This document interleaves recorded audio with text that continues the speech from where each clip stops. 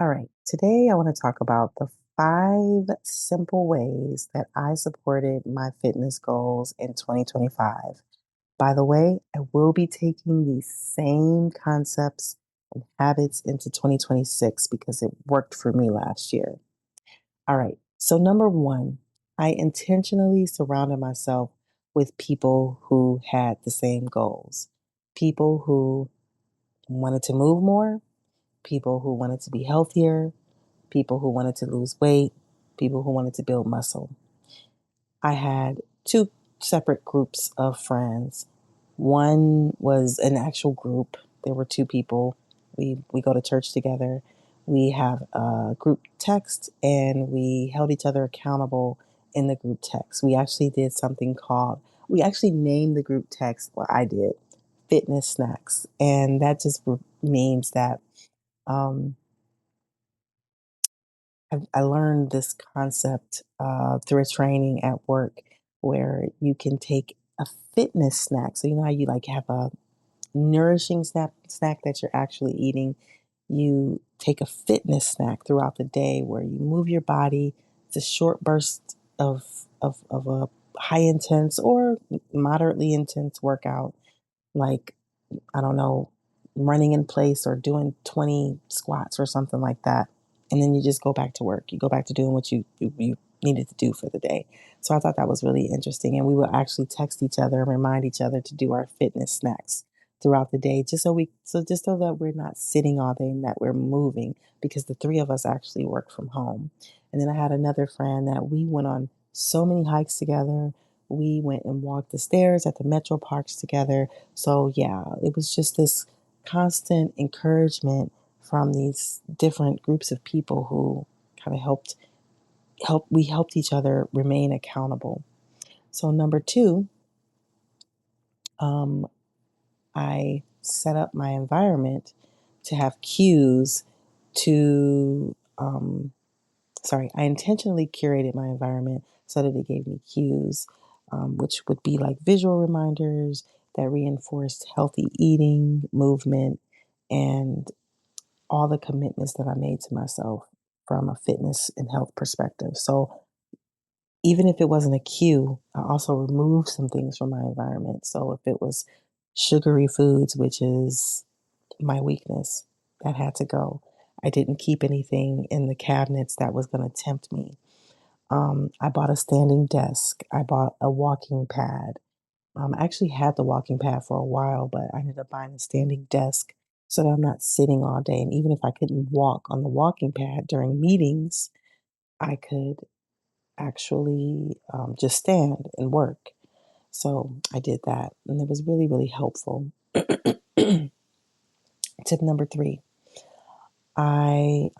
instead of trying to do all the things all at once, which I am definitely guilty of, I set a very clear intention, and it was usually around nourishment. That's my struggle, but definitely nourishment or movement. If anything, it was probably more movement than nourishment because that's a work in progress. Um, and I just, with that intention, I made a commitment to this intention. So, there's my goal to be in the best shape of my life. But then there's my intention that's going to help support me in reaching my goal. And that was, I had the intention to move daily. That was my main intention for last year, just to move daily, no matter what. I had moments where I didn't always move daily. Sometimes I needed to rest, and that was okay. But for the most part, it was move daily. 10 minutes in the morning for a walk, or 10 minutes after lunch for a walk, or go to the gym right after work, or whatever I could do that supported me in reaching my goal of being in the best shape of my life, which for me, the intention was movement. And the commitment was whatever I could do to move my body on a daily basis. Anything. Didn't matter. 10 minutes. I don't care. Whatever it is. It just needed to be done. That was the commitment. So Again, tip number three, set the intention, make the commitment to the intention that you set for yourself, which is going to ultimately help you reach your goal. And that's how I looked at it. And tip number four, so you make the commitment, you set the intention, you make the commitment. This is what I did. And then the next thing I did was take action. I mean, there was nothing else to do but take action. It was move daily. You know, my there was the goal to be in the best shape of my life. There was the intention. These are the acts, the steps that I need to take to get there. The commitment, I'm committing to that intention, and then the daily actions. So I actually have to do that thing that I set for myself. I have to do that intention or be committed to doing the thing that I said I would do. And so, yeah, every day I just took small action steps, and it started off with, you know, doing the stepper for 5 minutes, 10 minutes during my lunch break, um, bringing my step count up to 8,000 steps instead of 3,000, or 6,000 instead of 3,000. And the last tip that I want to talk about, the thing that helped me support my fitness goal in 2025, is to build, once the habit felt pretty normal, I built on that habit. So once I was able to conquer 10-minute walks, 20-minute walks, then I could say, okay, I'm going to do 30 minutes on a stair climber today. I have the capacity to do that. I've mastered the basic commitment. Now I can elevate to the next goal. I can work a little bit harder. So, yeah, you definitely want to build on those habits that you've created for yourself. Because once you've mastered it, it's like you actually do have the capacity to go up, take it up a notch. You're able to do this. It's not terrible. It's not a horrible thing anymore to move my body. So now I can go to moving my body more and for a little bit longer. Um, just a quick recommendation. You know, I remember when I first started working out, I was scared to use the equipment.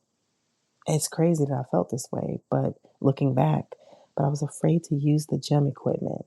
And so I would just take time to explore it when not that many people were in the gym. And it was really helpful.